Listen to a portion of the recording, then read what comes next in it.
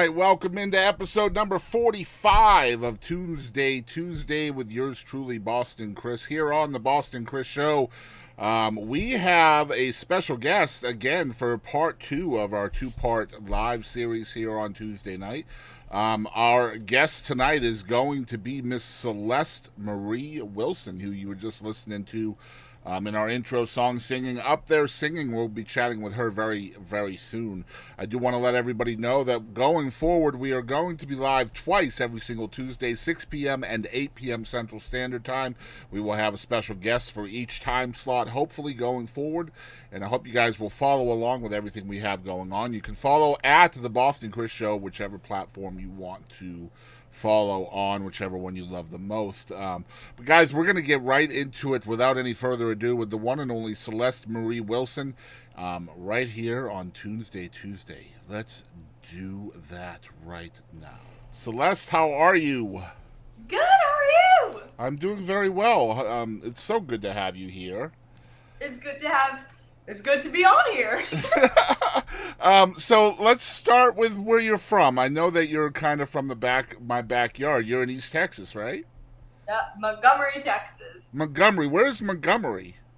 Technically, it's in South Texas. It's right by Conroe, if y'all know where Conroe is. Okay, so like Houston area. Yeah, kind of the Houston area. So what's it like growing up in that part of the world? Very hurricaney. Damp. Well, you're kind of young, so yeah, you probably dealt with a lot of hurricanes, and that's probably been a lot of your life experience, right? Yeah, I remember Harvey. I lived in the back of Kingwood, so that's where it was flooded up to the street lights. Yeah. And so what's the music scene down in that area? Oh my gosh, it's so busy. Conroe is a huge music scene area. Like, there's a lot going on in Conroe. And you're a little bit different than what's typically seen in Texas. What I mean by that is, like, it's very, very country music heavy. And you're not country music. You're pretty much everything but country. So what's kind of the struggle for you getting seen and heard as a kind of an off genre in Texas? So I'm a member of Grammy U, and technically my genre would be like modern Southern rock. Okay. So it could be considered a subgenre of alt country, but you're right, it's not true country. Yeah. And I'll say, I play in a lot of country bars though. You know, you think I wouldn't, but I'm actually pretty popular there. So I'll go anywhere. Like, some days I'm in Houston and I'm with the R&B people, and other days I'm, in the stockyards and I'm country that day. Put a hat on. So that's really probably helping with your artistry, right? Like being able to play different venues, different audiences, things like that? Yeah, it kind of lets an ebb and flow of where I can go. And then I think it loosens me up. Like, I'm not as confined. I can kind of write what I want. Yeah, and you're very genre fluid too. Like, listening to your music, you're right. You're like modern rock, southern rock. I can hear that, but there's a lot of alternative vibes. There's jazz. There's pop. There's like all kinds of stuff in your toolbox. Where are those influences coming from for you? Well, I started playing piano in 3rd grade. Okay. And both my parents were piano teachers, and so I had to know piano. And then I was in musical theater. I was in marching band, played the clarinet, did jazz band, and then I did some like cover bands in high school where I sang. So I've done like a little bit of everything. So I think that all of those influences kind of come together and turn into a melting pot of sorts. And so, I love that you mentioned in jazz band and musical theater and stuff like that, because you can get kind of grounded with some bad habits that don't really work in mainstream music from those areas. So how do you kind of combat those bad habits that don't work in a mainstream sense? I think it's just knowing the song structures that are normal.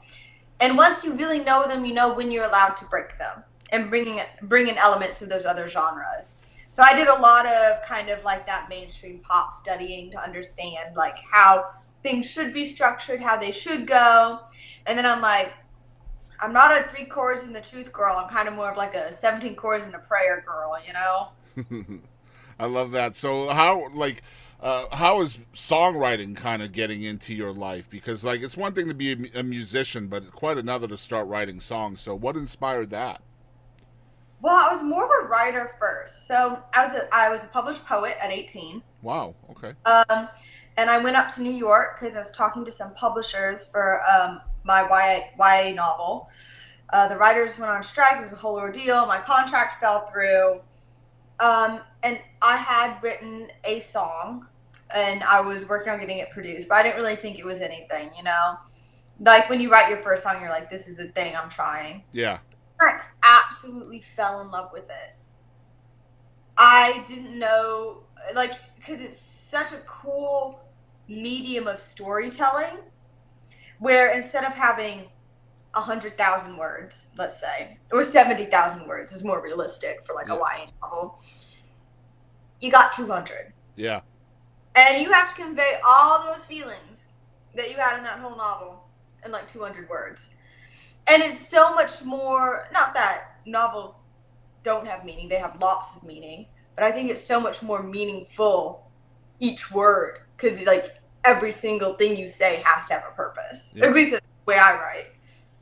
Yeah, and it's more like the way I look at it is it's kind of like you have novels, but then songs are almost like the chapters in novels or sub chapters, even. You know what Yeah. I mean?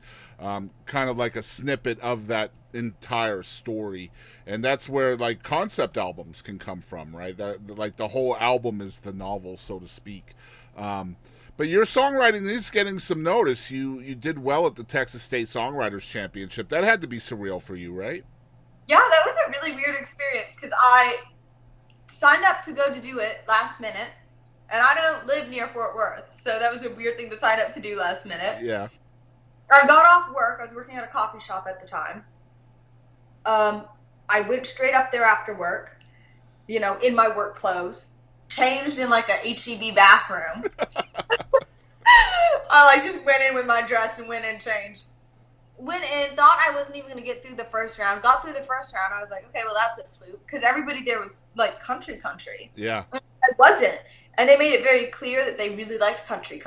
Yeah. And I was like, I mean, I love country too, but I know I'm not that. And so I got through the first round, and the second day I was there, and everybody was country again. And I was sitting there, and I was like, well, I'm certainly not going to like do anything more. Getting through the first round was impressive to me. I was surprised. And I was standing there and they were calling out the names and like, you know, when you're like checked out in your head because you're like, nothing's going to happen. Yeah. I was like checked out. I was sitting there. I just turned 21, so I'd had a little to drink. And I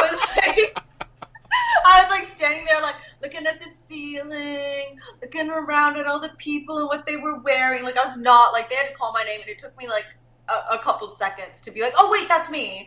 That's my name. Yeah. So yeah, do you think being different helped you in that though? I imagine it did, huh? Kind of.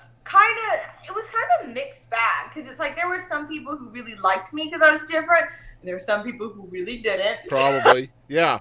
Yeah, that's a good point. I wouldn't have thought of it that way. Yeah, because yeah, again, Texas is very countrified, and there's a lot of. And the thing is, though, like country or rather Texas music, it's country, sure, but there's a lot of different vibes within the country here, right? So I feel like Texas is becoming more open to other sounds, which is a good thing for everybody, I think. Yeah.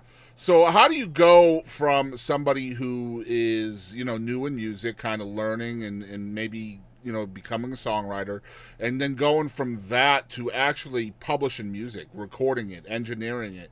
Like, what was that step like for you? You're gonna think I'm crazy after I say this, so bear with me. Mm-hmm. It was not really a step. It was more like a stumbling down the stairs. Okay. I'd written a song, well, multiple songs in one night because I felt very lost and I just needed to like write and get stuff off my chest. And I didn't know why it came in the medium of songs. I'd never written a song before. And somehow I was just getting everything in the right structure. And I literally don't know how I did that. That was weird. And I was sitting there, it was about 2 like a.m. Like it was early in the morning. Everybody was asleep. And I'm like, you know what? I'm going to record this. don't know how to do it, so I start Googling, as you do, best producers near me. Like I'm gonna get myself murdered. Best producers near me. I start going through, looking at the ratings, seeing who they've worked with, researching the people they worked with, and then I go, I'm gonna call this one. And so in the middle of the night, I'm calling this man. I don't know him. I'm Wow. 19, and he picks up Wow. because his child, he had a baby, and his baby was crying, and so he had been awake, and so he heard his phone ring. He picks up. Imagine you are a full-grown man who's awake because your baby's crying, and you pick up the phone and get a 19-year-old girl like going, I have a song I need to tell you about my breakup. I was like, I don't know why he answered or why he listened, but I like literally cold call, Wow. saying it to him like I'd lost my ever loving mind, and he was quiet for a second, and there was a moment where I was like, this is gonna go sideways. And then he said, I actually really enjoyed that. Let's talk about this more tomorrow. And I was like,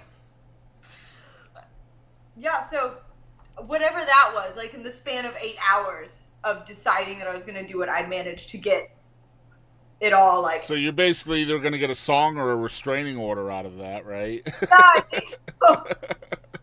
So what was it like in the studio for you, and being so young as well? Well, I took my mom because my mom was like, you're gonna get murdered. Reasonable. Yeah. We went in together.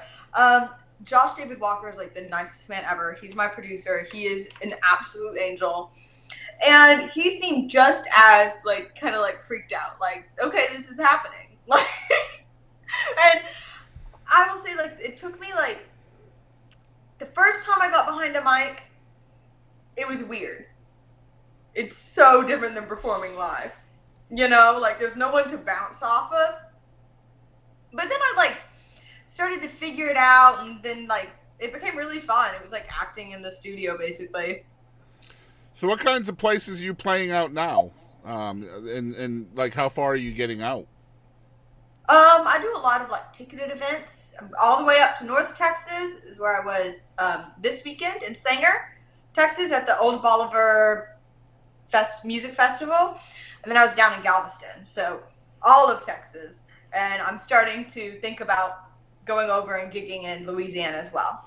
Very cool. Yeah, I love that. And I love when an artist who's not 100% country is playing live. And I try to catch those shows if they come near me. Because, again, there are a lot of country artists here. So it's nice to get a little bit of versatility or variety in your art. Let's talk a little bit about the song that we're featuring from you tonight. It is called If I Sin for You. Tell us a little bit about this song. So this song is like it's a little controversial, so hang in there for me. Okay. It's kind of about how a lot of guys, when they're dating a girl, will expect them to like be their everything. Like you give everything to them, you know? Mm-hmm. Like your dreams, your body, your opinion, everything belongs to them.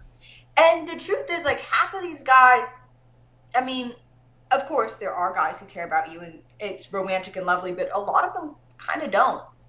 Like they want you to literally send for them or do whatever, and they will not even pray for you, not even if you asked. Mm-hmm. And I kind of had this realization that was I wasn't dating anybody. I don't even know what I was on about, but I had this realization because so many of my friends had been through it as well, and I'd seen this happen to them. And so I kind of wrote a song that covered the complicated feelings of it, of like loving someone, and guys relate to this too. There are guys who have had girlfriends who don't love them the way that they love, you know, their girlfriend. But that complicated feeling of like, I'd give everything to you, and you don't care if I wake up in the morning, you know? And Yeah, so it's about expecting 100 from your partner while only giving 50 to your partner, right? yeah. And it's like so many, I mean, so many people have experienced that. So I just wrote it, and at first I was like, oh, well, that makes me uncomfortable. And then I was like, oh, good, it makes me feel something. Mm-hmm. Yeah, I've heard it so many times over my lifetime where people say that a relationship is 50-50, and it so is not. It's always going to be 100-100. If you don't get into a relationship that's 100-100, then you should sincerely possibly look for something different. Because it's not 50-50. If you're only giving 50% to your relationship, you're not doing enough. At that point, my opinion. Yeah, exactly. You can take them on a walk. And I come from a place where I'm in a relationship now where both of us are giving 100, and you just don't realize that's what you need in your life until you have it, right? No, that's very true. Yep. So we also have a pick of the week. So Celeste's pick of the week this week is very interesting, and I'm excited to chat about this song. This is a very selfish segment for me because I love to learn about new artists, and I am learning about a new artist because of Celeste tonight, and that's exciting. The song you have picked, out of all the songs in the world, you could pick any song you want. You have picked Cinderella for a Night by Allie Ray. Tell us why you picked this one. Well, Allie Ray and I are friends. I'm friends with Elle Townley as well. And Elle Townley, Allie Ray, and I wrote on this song. Okay. And it was Allie Ray's one of her first releases. And I adore Allie Ray. And so I was like, I have to send this song to him. And it's kind of about like that. There's so many songs about Cinderella that are romance songs. I know, I've got one. But there wasn't really any that was like about feeling like Cinderella without having a guy involved. Like just being there like, let's be Cinderella for a night and dance with our friends and have a great time. And so we wrote kind of like a prom, homecoming inspired song about that. And I love it so much. Her voice is so good. Yeah, and I will be blind reacting the song as well. I have not listened to it yet, so that'll be fun. Celeste, I appreciate you so much for being here. I want to tell folks where they can follow you. It is CelesteMarieWilsonMusic.com. That is the website. That is also her Facebook and her Instagram is actually at Celeste Marie Wilson on Instagram. It's Celeste Marie Wilson Music on YouTube, and TikTok is also Celeste Marie Wilson. So you guys make sure you're following on your favorite platforms. And if you could tell people the best way to support you as an artist, what would you say? Either A, go comment something on YouTube. That's a lot more helpful than you think. Give me an opinion, good, bad, or ugly. Or 2, come out to one of my shows. Absolutely. Completely agree. Excited to have you here, Celeste. I appreciate you doing this. And we actually double booked for the first time ever in over 600 episodes. And Celeste was so nice to just take a different date. And I want you to know I remember that, and I appreciate you for it. So thank you so much. It's never happened before, so I felt so terrible. And I appreciate you for being so awesome. Thank you, Mr. Chris. All right. You have a great night, and let's get into the music, guys. Thank you, Celeste. Thank you. Bye-bye. Bye. All right, guys, we're going to get into the music, and the first song, as we were talking about just a minute ago, is the brand new single from Celeste Marie Wilson. This is If I Sin For You. And by the way, I absolutely love this video as well. So I think you guys are going to like that as well. Here it is. Y'all check it out. He smelled like the crisp air. He smelled like the crisp air and apples from a tree. He'd pray beside me, on his knees by my feet. Though he a serpent, and I may be Eve, to live is to sin, babe, if you wish to be free.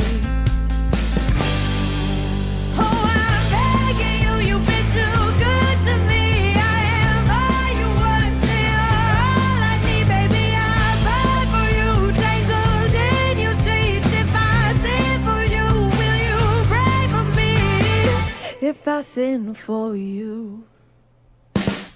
He was bottled moonlight, raven hair, eyes at night, kept me up to the sunrise, held me tight, lips on night, hands on thighs. I was his conviction, like a moth to the flame.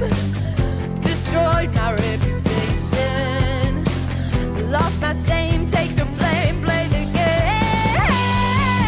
Oh, I'm begging you, you've been too good to me. I am all you want, and all I need, baby. I fight for you, tangled in your sheets. If I sin for you, will you pray for me? If I sin for, if I sin for, if I sin for you, baby. I want what I can't have, bewitched by your bad act. I wish I would fight back. You got me wrapped around your fingertips, stuck as a bullet, let's never escape your grip. Lucky me. Oh, I'm begging you, you've been too good to me. I am all you want, and you're all I need, baby. I'm for you, tangled in your sheets. If I sin for you, will you pray for me? If I sin for, if I sin for, if I sin for you, baby. If I sin for Yeah, killer song by Celeste Marie Wilson. Here is her pick of the week, Cinderella for a Night by Allie Ray. Y'all check it out. We've all heard the story told. She's treated wrong, but she does right. Went from rags to gold, waiting for that spark to ignite. Just one flick of that enchanted wand. See your problems here and now, they're gone. Take my hand, we'll walk into that sparkling light. We'll be Cinderella for a night. Toss a coin and wishing well could come true, so hold on tight. Before that clock strikes 12, everybody gets their wish tonight. Just one flick of that enchanted wand. See your problems here and now, they're gone. Take my hand, we'll walk into that sparkling light. We'll be Cinderella for a night. Don't waste this moment. Take every chance. 'Cause when that shoe slips off, all that magic's